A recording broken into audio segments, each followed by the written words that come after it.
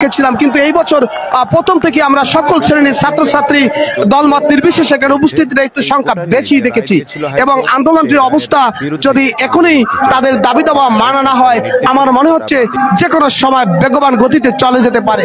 আপনারা কি মনে করছেন 18 সালের চেয়ে 24 সালের আন্দোলনটা মানে শাখা প্রশাখা আরো বেগবান বা শক্তি দারুণ বেশি করছে? না, এবার আমার কাছে মনে হয় যে এবারের আন্দোলন আরো বড় হবে এবং যেহেতু আমাদের এই আন্দোলনটা অনেক দিন ধরে হওয়ার প্ল্যান আছে, কারণ আদালত তার রায় বহাল রেখেছে, যতদিন না রায় পরিবর্তিত হচ্ছে ততদিন আমরা আন্দোলনে থাকবো ইনশাআল্লাহ।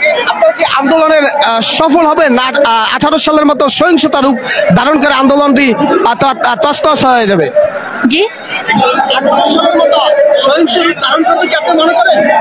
ইনশাআল্লাহ তার থেকে বেশি আশা করি, তার থেকে বেশি। দর্শক আসসালামু আলাইকুম, সকলকে বয়স টাইম থেকে শুভেচ্ছা স্বাগতম। দর্শক, আমরা সরাসরি লাইভটি সম্প্রচার করছি শাহবাগ কোটা সংস্কার আন্দোলনকারীদের আন্দোলন সড়ক অবরোধের স্থান থেকে। দর্শক, প্রায় 7 দিন ব্যাপী এই বেগবান গতিতে চলছে। আমরা দেখছি আজকে শাহবাগে বিভিন্ন স্কুল কলেজ এবং ঢাকা বিশ্ববিদ্যালয়ের ছাত্রছাত্রীরা এখানে সড়কটি গতকালকের মতো আজও সড়কটি অবরোধ করে রেখেছেন। দর্শক, আমরা দেখছি 18 সাল যেভাবে আন্দোলনটি শুরু হয়েছিল তার চেয়ে শাখা প্রশাখা আরো শক্তিশালী হিসাবে এবছর ছাত্রছাত্রীদের উপস্থিতি অনেক বেশি আমাদের মনে হচ্ছে। কারণ 18 সালের যেই কোটা সংস্কার আন্দোলনের সময় আমরা তখনও নিউজটি কভার করেছিলাম, আমি উপস্থিত ছিলাম। 18 সালের আন্দোলনের প্রথম থেকে ডাকসুর বিপি নুরুল হক নুরুরা যখন আন্দোলন শুরু করছে, যখন নুরুদের নাম প্রকাশনে যখন আন্দোলনটি ছাত্রদের থেকে শুরু হয়েছিল, তখনও আমি নিউজটি কভার করছিলাম। কিন্তু তখন ছাত্রছাত্রীদের সম্পর্কে আমরা প্রথমে কম দেখেছিলাম, কিন্তু এই বছর প্রথম থেকে আমরা সকল শ্রেণীর ছাত্রছাত্রী দলমত নির্বিশেষে এখানে উপস্থিতির একটু সংখ্যা বেশি দেখেছি এবং আন্দোলনটির অবস্থা যদি এখনই তাদের দাবি দাবা মানা না হয়, আমার মনে হচ্ছে যে কোনো সময় বেগবান গতিতে চলে যেতে পারে। নারী কোটা অবশ্যই বৈষম্য, কারণ নারীরা কোনো দিক থেকেই পিছিয়ে নাই।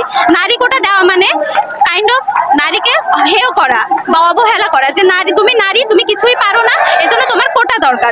কিন্তু একটি প্রশ্ন উকিঝুঁকি মারছে, নারী কোটা অর্থাৎ সরকারি প্রাথমিক বিদ্যালয়ে শিক্ষক নিয়োগ থেকে শুরু করে নারীদের একটি কোটা আছে, এটা কি বৈষম্য বিরোধী কিনা আমরা ঢাকা বিশ্ববিদ্যালয়ের শিক্ষার্থীর কাছ থেকে জানতে চাবো।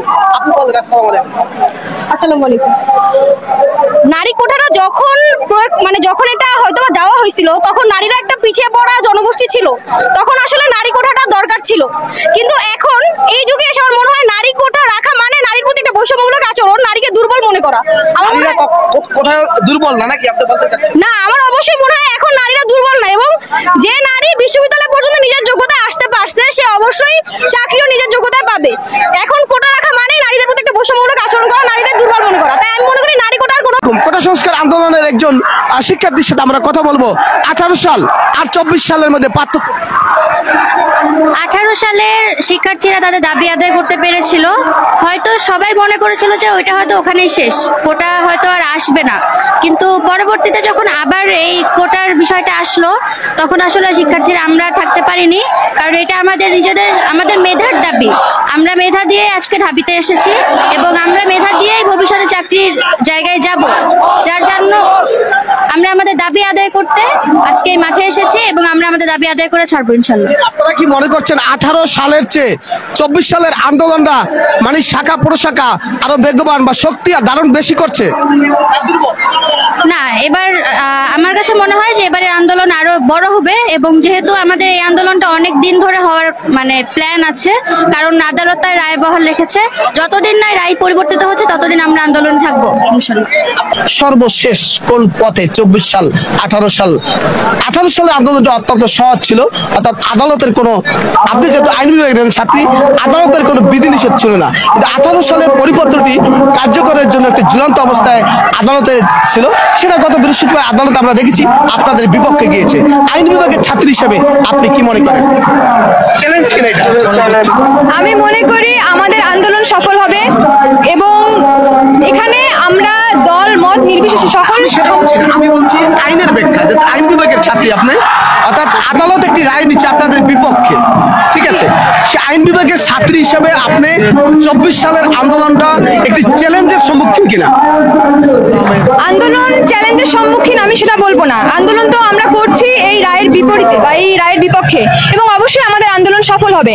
আইন জনগণের জন্য, জনগণ তো আর আইনের জন্য না। আদালতের রায়ের এটা কি করবে না?